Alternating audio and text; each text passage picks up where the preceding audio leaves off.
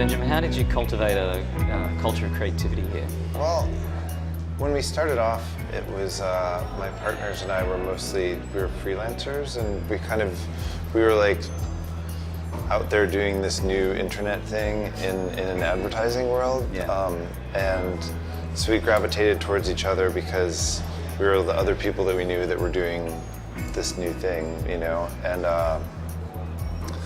I think a lot of the culture of the Barbarian Group started with sort of creating an environment that welcomes people who might otherwise prefer to work on their own, you know, or in really small groups. Like, how can you make a big company that's made up of like small groups of people, you know? Do you find that technology, when used here in the creative space, it frees up a lot of your creators' times to get on with stuff? Do you feel like they're inspired by technology, or is it just another one of those helpers? Yeah, I think that we have a lot of developers here, so it's like it's inspiring when technologists are sort of in the room with designers, and you know, we put our heads together. It can be overwhelming too, actually. You know, when you like try to insert too much technology in the wrong part of the process, you know?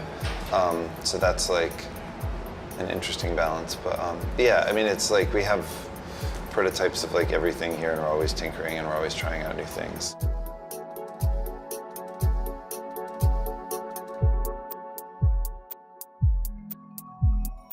Ideas come from technology experiments as well as from starting with a client's problem, you know?